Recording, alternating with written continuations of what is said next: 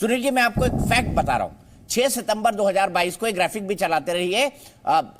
नीतीश कुमार और तेजस्वी यादव आए, केजरीवाल और येचुरी और अखिलेश यादव से मिले। 12 अप्रैल को मल्लिकार्जुन खड़गे और राहुल गांधी से उनकी मुलाकात हुई। 13 अप्रैल को सीताराम येचुरी और डी राजा से मिले। 24 अप्रैल 2023 को कोलकाता में ममता बनर्जी से मुलाकात की। 24 अप्रैल 2023 को अखिलेश यादव से मुलाकात की। 9 मई 2023 को नवीन पटनायक से भुवनेश्वर में चर्चा की। 10 मई 2023 को रांची में हेमंत सोरेन से मुलाकात की। 11 मई 2023 को शरद पवार से मुलाकात की। 21 मई 2023 को अरविंद केजरीवाल से चर्चा की। 22 मई 2023 को पटना में ममता बनर्जी से मुलाकात की और साथ ही साथ उसके बाद मीटिंग भी हुई। फिर उसके बाद मिशन जो कंप्लीट करना था वो मिशन इनकम्प्लीट रह गया। मुझे बताइए, इतने संघर्ष किया नीतीश कुमार जी ने, सूत्रधार बने। अरे कल 2 घंटे प्रेस कॉन्फ्रेंस के लिए फ्लाइट डिले कर लेते। खुद की फ्लाइट थी, खुद चलवा रहे थे, पायलट भी उनका ही था, बिहार सरकार का अधिकारी है, बोल देते उसको 2 घंटे फ्लाइट डिले कर दो, सुबह राजगीर पहुंच जाते। क्या दिक्कत थी? जब इतना संघर्ष उन्होंने किया तो इस प्रेस कॉन्फ्रेंस से क्यों गायब हो गए? दीपक जी, आप समझे, मूल प्रश्न उनका प्रेस कॉन्फ्रेंस में रहने का नहीं है। मूल प्रश्न है कि विपक्षी एकता को क्या उनके इसमें कुछ माना जाएगा। तो देखिए, स्पष्ट उन्होंने किया, हमारे राष्ट्रीय अध्यक्ष ने स्पष्ट किया, और मैं स्पष्ट करता हूं, अभी जो आपने गिनाए हैं कि इतने इतने सीरीज में माननीय नीतीश कुमार जी ने विपक्षी नेताओं से बात की, सकारात्मक बात हुई, उनके मेहनत का परिणाम था कि इतने विपक्षी नेता पटना में आए और सफल मीटिंग हुआ। तो ये जो कुम्हार कहीं अपने से बनाया हुआ घड़ा तोड़ता है क्या? तो विपक्षी एकता का कॉन्सेप्ट से लेके अभी तक माननीय नीतीश कुमार जी का दिया हुआ है, और वो अगर कतिपय कारण से नहीं, कुमार जरूर नाराज हो जाएगा कि उसका घड़ा दूसरा कुमार अपने यहाँ रख के उसको बेचने लग जाए। कुमार नाराज हो जाएगा, ये घड़ा जो उसने बनाया है उसको दुकान पे कोई और सजाकर बेच रहा है। ये तब होता है दीपक जी जब माननीय मुख्यमंत्री नीतीश कुमार नहीं, ये तब होता जब माननीय नीतीश कुमार जी प्रधानमंत्री पद के दावेदार होते या उम्मीदवार होते। उन्होंने अनेकों मौके पर स्पष्ट कर दिया है कि वो न तो प्रधानमंत्री पद के उम्मीदवार हैं और न दावेदार हैं। अरे कन्वीनर पद के तो है ना भाई, जब सोनिया जी बन गई, कन्वीनर पद के तो है ना, उसके लिए तो कभी इनकार नहीं किया उन्होंने। देखिए, कन्वेनर पद क्या कोई प्रधानमंत्री पद है क्या? कन्वेनर पद कोई प्रधानमंत्री पद नहीं है दीपक जी। और कन्वेनर पद का फैसला अभी हुआ कहां?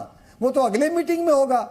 इन लोगों ने मिल बैठ के अब बताइए, नीतीश कुमार जी कन्वीनर बनना चाहते हैं, ये भी डिनाई कर दीजिए कि नहीं बनना चाहते, तो चलिए सो जाए। प्रधानमंत्री नहीं बनना चाहता ये तो उन्होंने कह दिया, प्रधानमंत्री पद का उम्मीदवार नहीं बनना चाहता ये भी कह दिया। अब बता दीजिए, कन्वीनर बनना चाहते हैं या नहीं बनना चाहते? देखिए, कन्वेनर पद का विपक्षी एकता का स्वरूप इन्होंने कहा कि 11 सदस्यीय कमेटी होगी।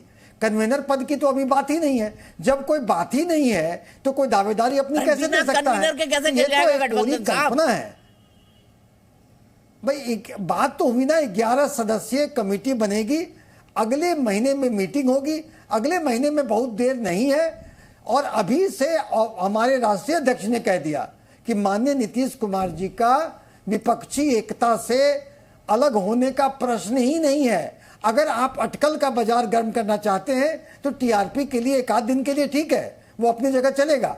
और उनकी महत्ता देखिए, मेरे प्रोड्यूसर अखिल कह रहे हैं कि नीतीश कुमार जी पे डाउट इसलिए हो जाता है क्योंकि वो खुद ही अपनी मिट्टी का घड़ा खुद तोड़ते हैं, फिर नई मिट्टी बनाते हैं, फिर नया घड़ा बनाते हैं। ऐसा वो 4 बार कर चुके हैं। देखिए, हर बार की बात अगर उसमें जाएंगे तो हम लोग डिबेट को उस तरफ ले जाएंगे। उस तरफ बिना डिबेट में जाते हुए मैं ये कह सकता हूं कि हर बार जो उन्होंने किया है वो सारा फैसला जन आकांक्षाओं पर और अरे नीतीश कुमार की आकांक्षा को हम जन आकांक्षा कैसे कह सकते हैं? बताइए डॉक्टर साहब, नीतीश कुमार की जो इच्छा है वह जनता की इच्छा, जनार्दन होगा नीतीश जी। मैं बता रहा हूं, सुनिए दीपक जी, नीतीश कुमार की जो इच्छा है सार्वजनिक जीवन में।